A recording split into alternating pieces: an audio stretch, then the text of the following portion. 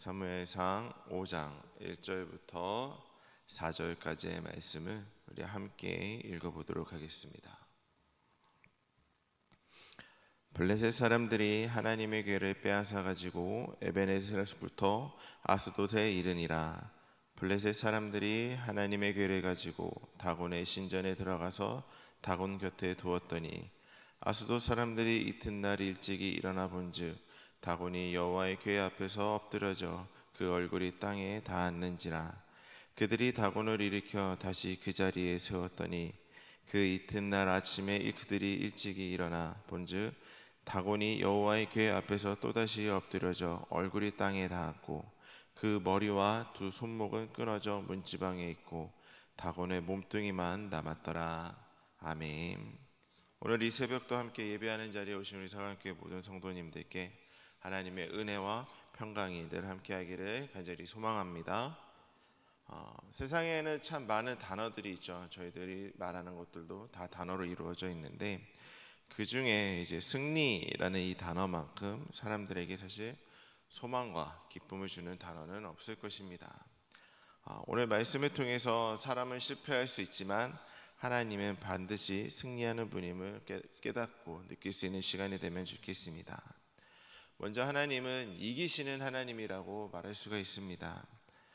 블레셋 사람들이 자기들의 다곤신이 이스라엘의 신을 이겼다고 생각하여 여호와의 그 궤를 자신들의 신, 그 다곤 신전에 이제 두게 됩니다. 그런데 오늘 말씀을 읽어보니까 어떤 일이 일어났나요? 먼저 다곤이 여호와의 궤 앞에 엎드러져 있었습니다. 그런데 이렇게 엎드러져 있었던 일이 한 번이 아니라 두 번이나 그 일이 발생하게 되죠. 심지어 두 번째에는 오늘 마지막 4절에 나와 있는 것처럼 머리와 손목, 두 손목이 다 끊어지고 몸뚱이만 남아 있었다고 합니다.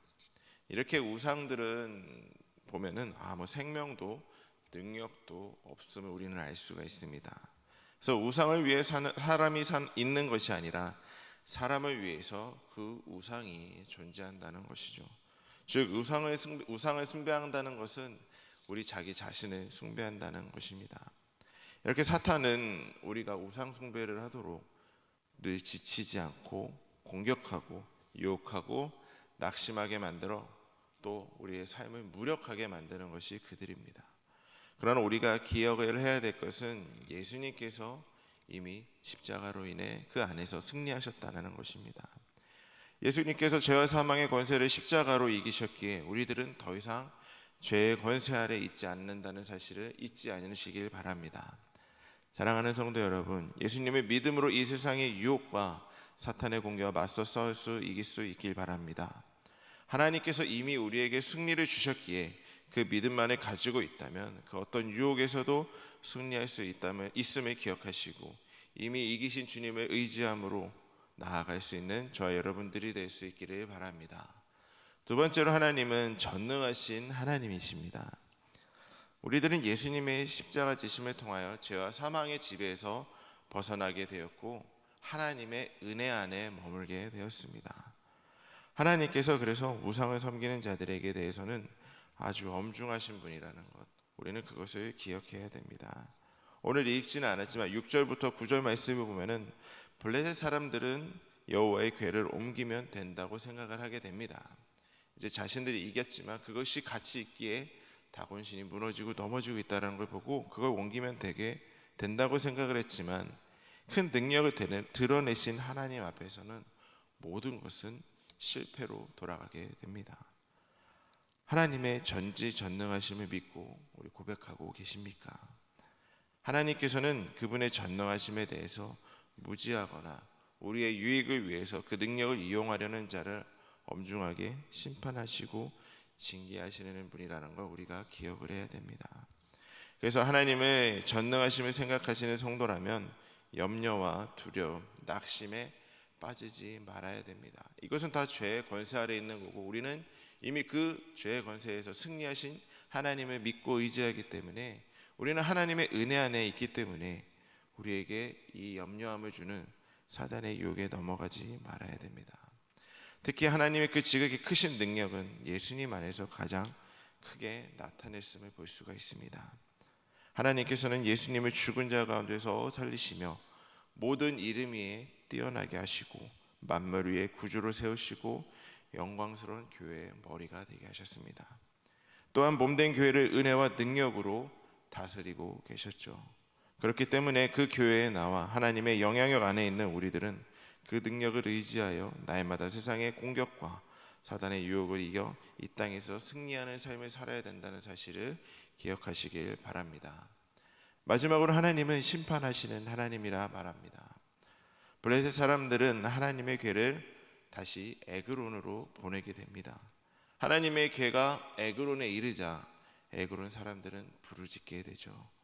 이스라엘 신의 괴로 말미암아 환난을 두려워했던 것입니다.